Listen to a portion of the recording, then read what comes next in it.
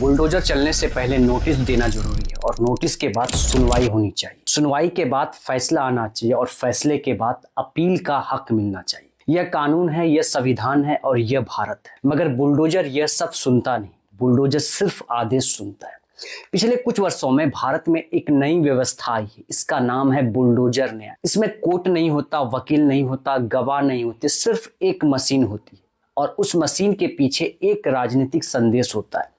संदेश यह है कि हम जिसे चाहें उसे सजा दे सकते हैं, बिना अदालत के, बिना सबूत के और बिना वक्त दिए। क्या आप जानते हैं कि सुप्रीम कोर्ट ने बुलडोजर न्याय पर क्या कहा? सितंबर 2024 में सुप्रीम कोर्ट ने साफ साफ कहा, किसी के घर को सिर्फ इसलिए नहीं गिराया जा सकता क्योंकि वह आरोपी है। आरोपी भी नागरिक है और नागरिक को संपत्ति रखने का अधिकार है, यह मौलिक अधिकार है। कोर्ट ने कहा इस तरह की कार्रवाई कानून का मजाक उड़ाती है। मगर कोर्ट का यह फैसला आया, अखबार में छपा और फिर भी बुलडोजर चला। उत्तर प्रदेश में, मध्य प्रदेश में, राजस्थान में, गुजरात में, महाराष्ट्र में, जहां जहां बीजेपी की सरकार है वहां वहां बुलडोजर की खबरें आती। संयोग है या नीति, यह सवाल पूछने की जरूरत है। इस खबर में एक और संयोग है, जिनके घर गिरते हैं उनका नाम अक्सर एक तरह के हो, मुस्तफा, रहीम, जावेद, अकबर। ये संयोग नहीं, ये चुनाव है और ये चुनाव जानबूझकर किया जाता है ताकि एक संदेश दिया जाए। संदेश यह है कि अगर तुम इस समुदाय से हो तो तुम्हारा घर कभी भी गिराया जा सकता है। तुम्हारी नागरिकता हमेशा संदेह में है, तुम्हारा अस्तित्व हमेशा दया पर टिकी है। क्या यह न्याय है या डर? 2022 में प्रयागराज में एक घर गिराया गया। आरोप था कि उस घर के मालिक ने हिंसा में भाग लिया था। घर गिराने से पहले न नोटिस दिया गया, न सुनवाई हुई और कोर्ट का आदेश था कि बस बुलडोजर आया और घर गिर गया। बाद में पता चला घर का मालिक उस दिन शहर में था ही नहीं, मगर घर तो गिर चुका था। घर फिर से नहीं बनता। इलाहाबाद हाई कोर्ट ने इस मामला में सरकार को फटकार लगाई और कहा कि यह कार्रवाई असंवैधानिक थी। मुआवजा का आदेश दिया, मगर सरकार ने मुआवजा देने में महीनों लगाई और उसी सरकार के नेता टीवी पर आकर बुलडोजर को विकास का प्रतीक बताते रहे। यह एक पैटर्न है, दंगा होती है या कोई बड़ी घटना होती है, उसके कुछ ही घंटे बाद बुलडोजर पहुंच जाता है। इतनी तेजी से जांच कैसी होती है, इतनी तेजी से आरोप कैसे तय होता है और इतनी फुर्ती से घर कैसे चिन्हित कर लिए जाते हैं? जवाब सरल है, जांच होती नहीं, आरोप पहले ही से तय होता है और घर चिन्हित करने का आधार सिर्फ धर्म होता है। मगर सरकार के नेता कहते हैं कि यह अतिक्रमण हटाने की कार्रवाई है। अतिक्रमण तो बहुत पहले से था, वर्षों से था, दशकों से था, तो फिर अचानक दंगे के अगले दिन ही यह अतिक्रमण याद आया? क्या अतिक्रमण और दंगा एक साथ खत्म हो जाते हैं या दंगे की आड़ में अतिक्रमण हटाने का नाटक होता है? सुप्रीम कोर्ट ने 2024 में पूरे देश के लिए एक दिशा निर्देश जारी किया और कहा किसी भी घर या संपत्ति को गिराने से पहले 15 दिन का नोटिस देना अनिवार्य।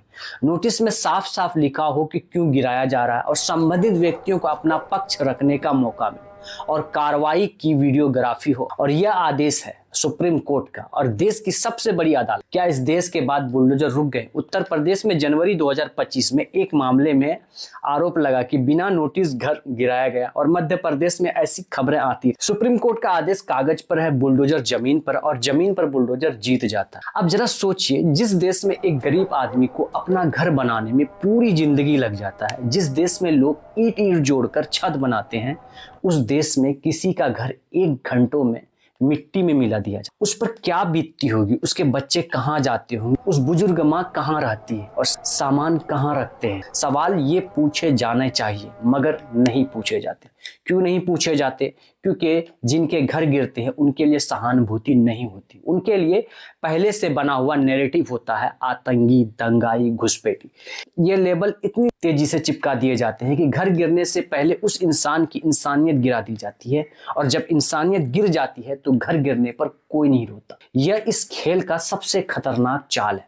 भारत में हिंदू मुसलमान दोनों अवैध निर्माण करते हैं, यह बात आंकड़ों में साफ दिखती है। दिल्ली में यमुना किनारे जो अतिक्रमण है उसमें सभी धर्मों के लोग हैं। उत्तर प्रदेश के शहर में अतिक्रमण पर बने दुकान भी, बड़े बड़े शोरूम भी, मगर बुलडोजर सिर्फ एक तरफ चलता है। यह अतिक्रमण हटाना नहीं, यह एक चुनिंदा दंड है और यह चुनिंदा दंड कानून नहीं होता, चुनिंदा दंड डर होता है। और इस डर का असर क्या होता है? एक मुसलमान नागरिक जब सुबह उठता है तो उसके मन में यह सवाल होता है, आज किसी बात पर नाम आ गया तो घर बचेगा या नहीं। यह सवाल हिंदू नागरिक के मन में नहीं जाता। और जब दो नागरिक के मन में एक ही देश में रहते हुए अलग अलग डर हो तो वो एक देश के नागरिक नहीं रहते। एक आजाद होता है और दूसरा डरा हुआ होता है। संविधान कहता है कि सभी नागरिक बराबर है, बुलडोजर कहता है नहीं। अब बात करते हैं उस भारतीय मध्यम वर्ग की जो इन सबको देखता है और चुप रहता है, जो सोचता है कि मेरे साथ नहीं होगा, मैं हिंदू हूं, मैं सुरक्षित हूं। मगर क्या वाकई ऐसा है?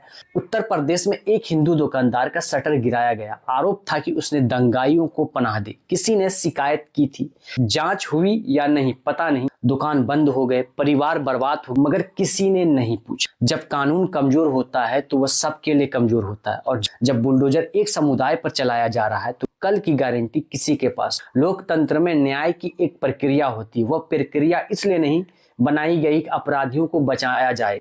और जब आप प्रक्रिया हटाते हैं तो आप सिर्फ अपराधी ही नहीं पकड़ते, आप निर्दोष को भी सजा देते और फिर आप वापस नहीं जा सकते। और घर वापस नहीं आता, बचपन वापस नहीं आता, जिंदगी वापस नहीं आती। सुप्रीम कोर्ट ने एक और बात कहा था कि अगर कोई अधिकारी इसका उल्लंघन करे तो उसके खिलाफ अदालत की अवमानना की मामला चलाया जाएगा। अब तक कितने अधिकारी के खिलाफ अवमानना का मामला चलाया गया? ये सवाल पूछने की जरूरत है, जवाब मालूम है, मगर जवाब सुनाई नहीं देता। बुलडोजर न्याय का एक राजनीतिक हथियार है और इस न्याय का नाम देना न्याय के साथ अन्याय है। इससे अपराधी नहीं रुकता, इससे सिर्फ डर फैलता है और डर से चलने वाला देश कभी आगे नहीं बढ़ता। नतीजा सबको मालूम है।